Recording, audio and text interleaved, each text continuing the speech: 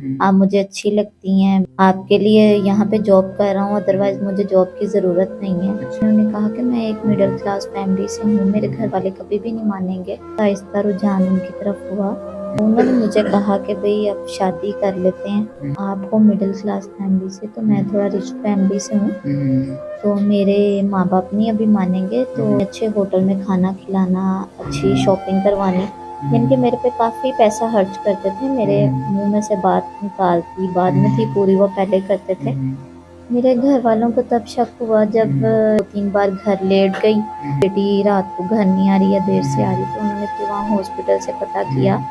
मारा, बुरा-भला कहा और घर से भी निकाल दिया उन्होंने। मैं आपकी फैमिली के साथ रहना चाहती हूँ। अच्छा। तो वहाँ से फिर जो है ना उन्होंने बिगाड़ दिखाया मेरे साथ, यानी हुँ। कि मुझे बातें सुनानी, मुझे मारना, मुझे हुँ। पीटना, घर से 2-2 3-3 दिन चले जाना, वापस ना आना अच्छा। घर। हुँ। उनके घर वालों से मैं मिली नहीं हुई थी, अच्छा। इसलिए मुझे उनके घर वालों का किसी का कोई अता पता ही नहीं था। उन्होंने हुँ। मुझे सबज़-बाग इतने दिखाए हुए थे कि हुँ। मुझे इनके अलावा कोई और बंदा नज़र ही नहीं आता।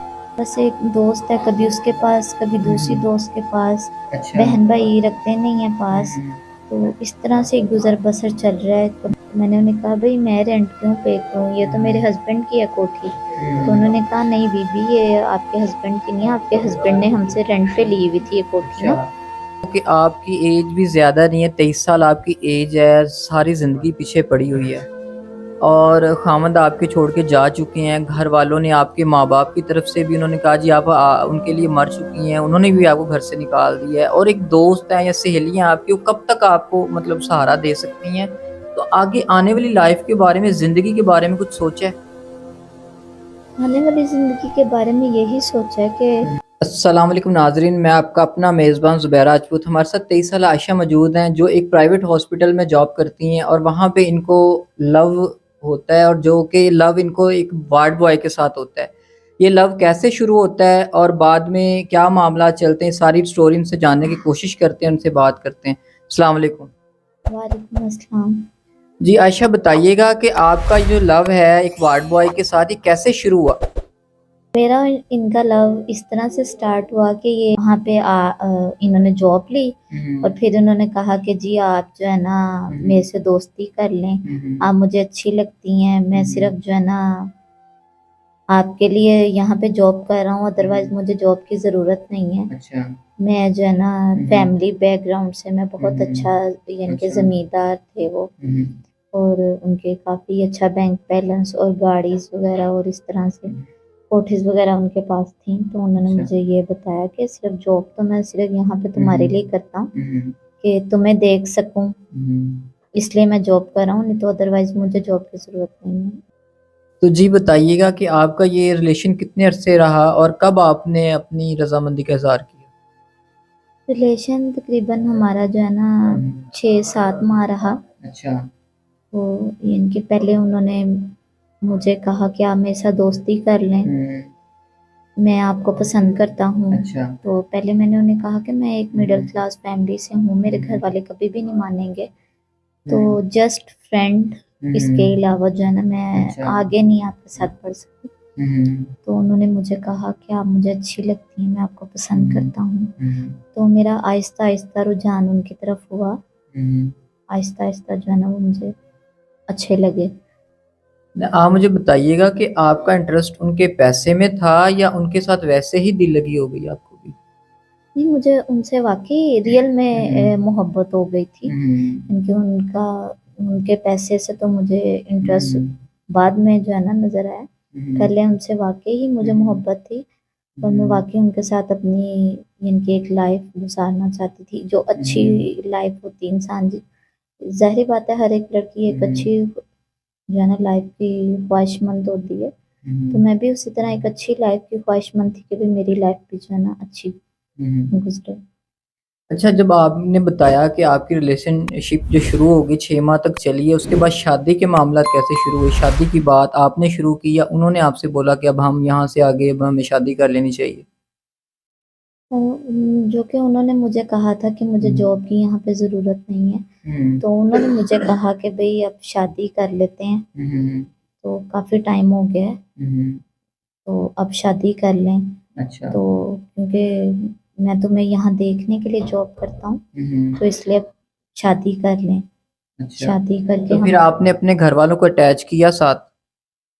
नहीं, मैंने घर वाले मेरे जो है ना इनके मेरे मैंने उन्हें कहा कि भाई ठीक है शादी करते हैं, आप अपने घर वालों से बात करें, मैं अपने घर वालों से बात करती हूँ। अच्छा।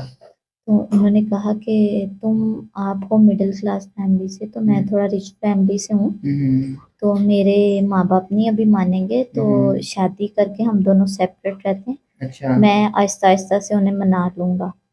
अच्छा, तो आप इस चीज़ पे एग्री हो गई? जी, मैं इस चीज़ पे एग्री हो गई। अच्छा। मैंने कहा मैं अपने वालिदैन से बात करती हूँ। अच्छा, जब आपने बताया कि शादी हो गई, उसके बाद कितना अरसा आपके अच्छे गुजरे और क्या क्या आपकी ख्वाहिशात पूरी की गई? इनके हम दोनों ने जब कोर्ट मैरिज कर ली उसके बाद तो इनके काफ़ी अच्छा टाइम गुजरा हमारा।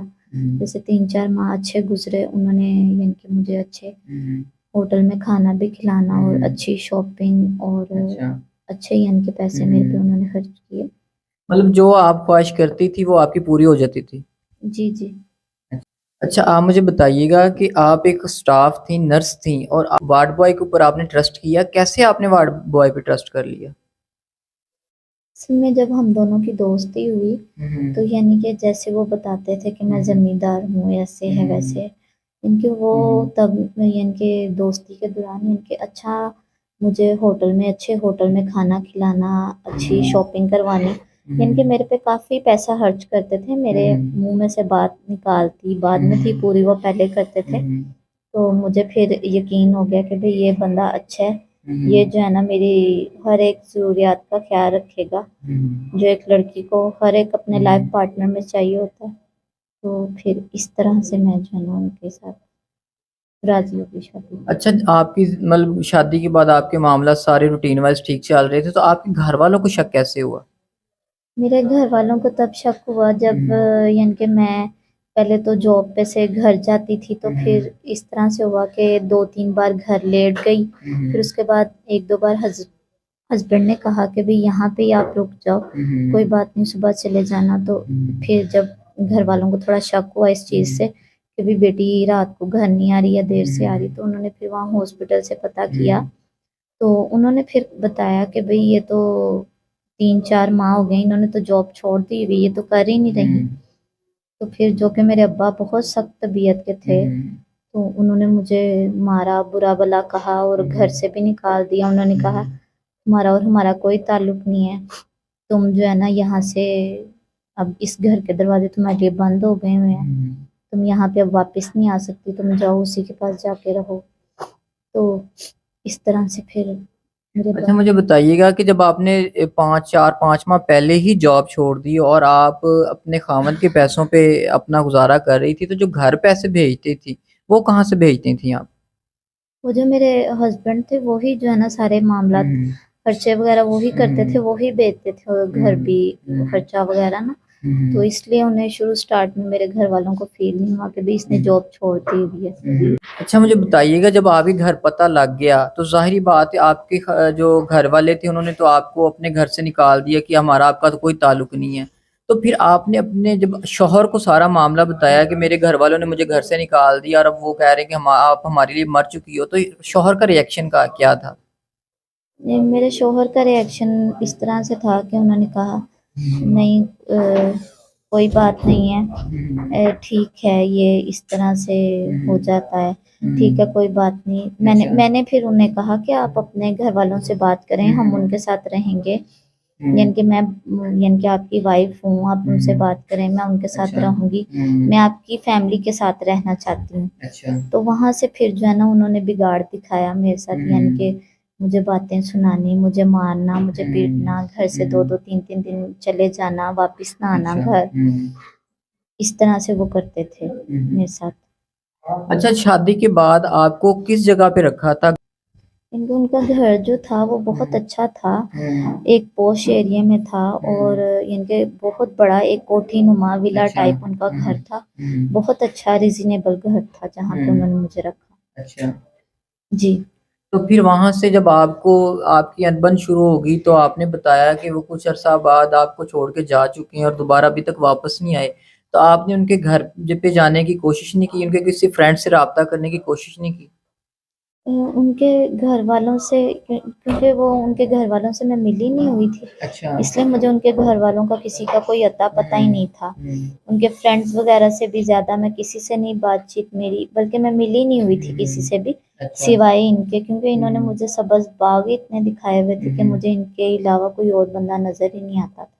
सिर्फ यही ये नज़र आते थे। इनके आगे अपने माँ बाप को भी मैंने जो है ना इस तरह से रुस्वा किया। इनके आगे मुझे अपने माँ बाप भी नहीं नज़र आते थे। अच्छा, जब आपको अब छोड़ के जा चुकी हैं, आप अकेली हैं, तो अपना कैसे गुज़ारा कर रही हैं? जिधर रह रही हैं, कहाँ पे रह रही हैं? क्या मामलात है? अपनी ज़िंदगी को कैसे गुज़ार रही हैं? मैं बस रहना तो बस एक दोस्त है, कभी उसके पास, कभी दूसरी दोस्त के पास। अच्छा। बहन भाई रखते नहीं है पास, तो इस तरह से गुज़र बसर चल रहा है। कभी इधर से कुछ कभी उधर से, कभी इधर, बस इसी तरह से कुछ अच्छे तरीके से गुज़र बसर नहीं हो रहा। अच्छा, मतलब कभी किसी फ्रेंड के घर रह रही हैं, कभी किसी फ्रेंड के घर रह रही हैं, इसी तरह अपना गुज़ारा कर रही हैं।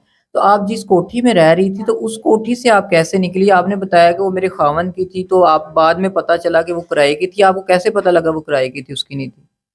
जब वो घर आते नहीं थे, तो जब वो प्रॉपर चले गए घर से, तो मैं तो वहाँ पे इसीलिए रह रही थी कि भई ये मेरे खामद की है।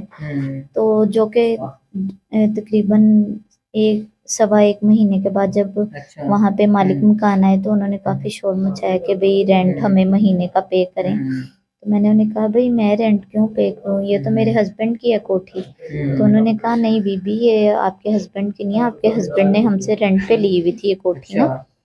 तो या तो आप रेंट पे करें, तो या इसको जो है ना खाली करें, यानी कि आप यहाँ से जाएं। तो फिर जो कि मेरे पास पैसे नहीं थे, तो मैंने वहाँ से उसको खाली कर दिया घर को ना। अच्छा आयशा, आप बताओ कि आपकी एज भी ज़्यादा नहीं है, 23 साल आपकी एज है, सारी ज़िंदगी पीछे पड़ी हुई है और खामद आपके छोड़ के जा चुके हैं। घर वालों ने, आपके माँ बाप की तरफ से भी उन्होंने कहा जी आप उनके लिए मर चुकी हैं, उन्होंने भी आपको घर से निकाल दिया है, और एक दोस्त है या सहेलियाँ आपकी, वो कब तक आपको मतलब सहारा दे सकती हैं? तो आगे आने वाली लाइफ के बारे में, ज़िंदगी के बारे में कुछ सोचा है? आने वाली ज़िंदगी के बारे में यही सोचा है कि अगर आगे कोई अच्छा इंसान मिल गया, तो उससे मैं शादी करूँगी। अच्छा। क्योंकि अच्छा हो, जो वाक़ई अच्छा कहने के काबिल हो, उस पे ट्रस्ट करूँगी, नहीं तो अदरवाइज़ नहीं शादी। ख्वाब दिखाने वाला ना हो। जी हाँ, आप दिखाने वाला ना हो। अच्छा, बेशक गरीब हो। जी, बेशक गरीब हो। अच्छा, मतलब अब अमीर की ज़रूरत नहीं है, अमीर आपने आज़मा लिया है। जी।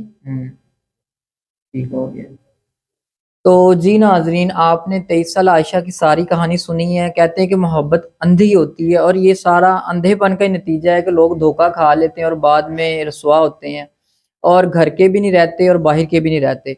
तो नाज़रीन, स्क्रीन पे इनका नंबर चल रहा होगा, इस टाइम बेसहारा है, रहने के लिए जगह नहीं है और इनको इस टाइम सहारे की ज़रूरत है। आप स्क्रीन पे दिए गए नंबर पे इनसे रब्ता करें, और नाज़रीन जितनी हो सकती है इनकी हेल्प की जाए, ताकि अपने कुछ ना कुछ ज़िंदगी की मुश्किलात को आसान कर सकें। तो नाज़रीन, इसी के साथ अपने मेज़बान को इजाज़त दीजिएगा। अल्लाह निगहबान।